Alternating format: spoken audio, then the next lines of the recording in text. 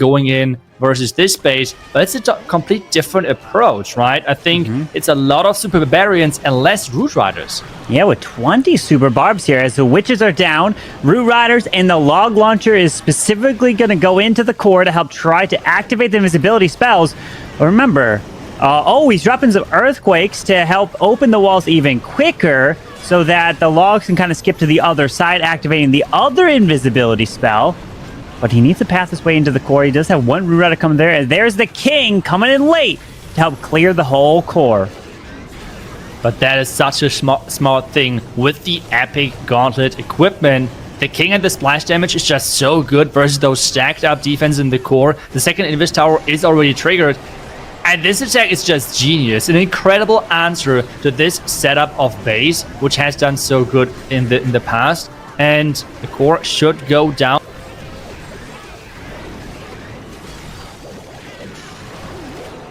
Happening for the king. Remember, he's coming back now with Phoenix. Take down hopefully some more defenses. And wait a second, troops are slowly dying out. Yeah, the troops going down, but he's still going to loop his way through. The queen unfortunately stepped through into a wall, had to beat through it. And the warden is getting hit by the eagle, which is definitely an awkward angle where the eagle is to the outside of his base. But he now is working through it, taking it down. Does still have the Royal Champion ability to skip across, but this is racking up some time. Granted, their opponent did get a 1-star. So this is going to get a 3-star here, dropping a freeze onto the ground expo. Royal Champion jumping, and it is indeed a triple here for Synchronic. Simon getting it done.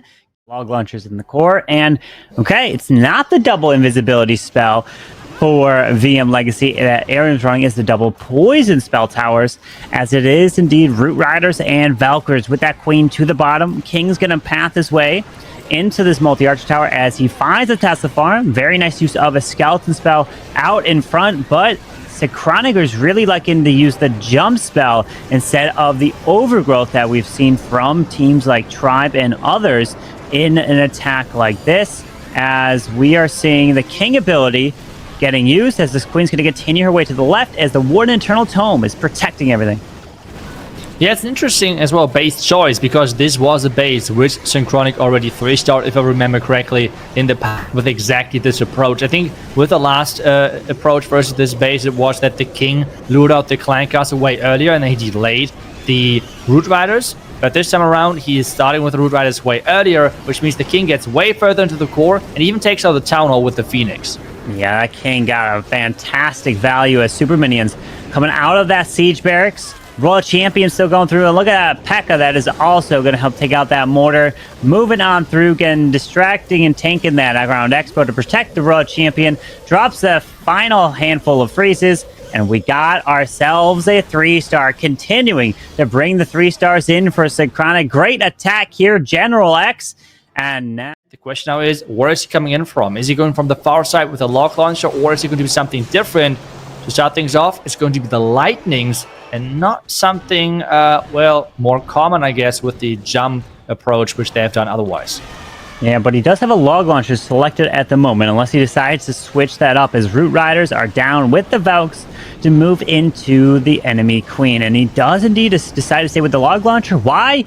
Look where the town hall is, and look what's next to it, the invisibility spell tower. If that was probably a poison spell, if that was a rage, you probably would not go with the log launcher and go with the siege barracks. But because the log launcher and the logs can hit the buildings way out in front, causing the invisibility spell to get activated, then it will wear off, and then you can help take it down later. Yeah, that was a really nice use case for the log launcher, making sure that the spell tower is not having as much impact. The queen is still walking around this far right side with not that much damage there. She's having just a great time of taking down defenses left and right without even having to worry about her own life. And then we have the root riders pushing through the core. The king is taking down the entire far left side. The healers are getting spawned for the queen, and it seems like this base is done, with the Royal Champion being on the back end as well. No way this base is going to defend after that value. Einstein taking it down. Brilliant attack here, and has plenty of time remaining. And I'm still thinking back to easy whatsoever. But Philip is in with the Root Riders versus this base. And again, the Lightnings, that is a combination which they have used now quite a bit and was really successful for them. Yeah, lightning spells are going to be used. Let's see. It's probably going to go for the Ricochet Cannon and the multi-target Inferno, maybe even the Bomb Tower. That could be some nice value to help set up a funnel potentially. As, oh, he's got 7 lightning. That could go... Technically, Eagle. Isn't that enough to go for the Eagle? Yeah, that's what I'm thinking here. Yeah. What is he going to go for? Yeah. I would...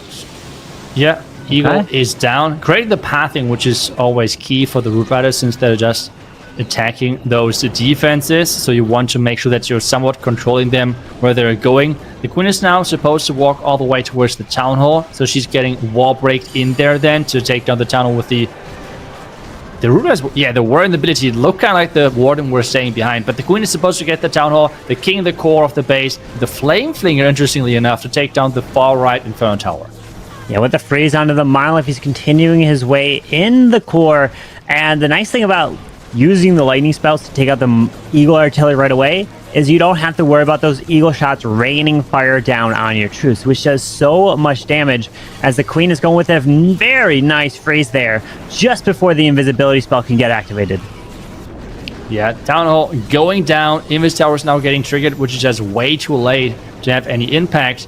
But the core has slowly went down as well. The back end Royal Champion, though, should be enough power to get this base out, with the Flame Flinger still being able to open and release even more troops into that base. Yeah, the RC luckily does have the Spirit Fox going invisible, hasting her way through. The healers are actually flying across, and they are going to get taken out here. The Royal Champion is probably going to get taken out by this Monolith. Down she goes. The King's going to come back. He does have the Phoenix to come back to life. The Warden's trying his best to help keep this King up, as the Flame Flinger is about to open up, maybe with the Yetis that are... No, Super Minions.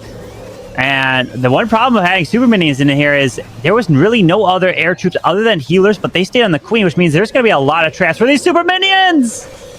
Oh no, you just said there is a lot of traps, but wait a second. The Fox is attacking the air defense. If that one is going down... Wait, it's turned invisible! The Fox is taking down the air defense! And What? this means that... Wait, what? Where did it go? What? This is still fine. This Are is you still fine. serious? You see his reaction. He's like, what is going on? What? But he is making it work somehow. The Fox on its own, turning invisible and taking down the air defense, was clutch for the Superman to survive. As now Mark is going in, and all he's got to get is a 2-star for the win. But this is a base that could easily cause a 1-star. Yeah, but I think he's going in somewhat with a safe approach with the lock launcher. We have talked about that earlier, that with the lock launcher, you have then obviously the less time on your side, because you cannot bring something like a Siege Barracks, which right now is just so popular and strong. But the lock launcher is giving you the safety net of making sure that the Invis towers are getting activated early on, have no chance of like messing things up pathing-wise and so on. And he's going to go with the same route again of actually sending the King then for the core and for the Town Hall. Yeah, look at that. The King is going to directly target the multi-target Inferno, as he can even rage up the core if he so chooses. Sneaky Goblins go straight for the Town Hall, and the Town Hall has been almost taken down. Not just yet. He just needs the Town Hall. Come on. Oh, come on, King. Just burn your building. Boom. There you go. Synchronic has just won the Clash of Clans World Warm-Up. Well done to you. And they're not stopping here. They're going for the thrash on this one. The King's being stuck in the tornado trap in the core. The Royal Champion with the Queen chasing for the last compartment. The King's getting turned invisible. But I don't think that this is going to be the deciding factor, because there is just too many troops alive. He has plenty of spells left, which he can use now in the last couple of defenses. And Synchronic, they're doing it in style with 15 stars. And they have done it with a nice Invis spell for the end. And it's a 3-star. Mark gets it done. Synchronic is going to get the perfect war, and they are going to be crowned your champions.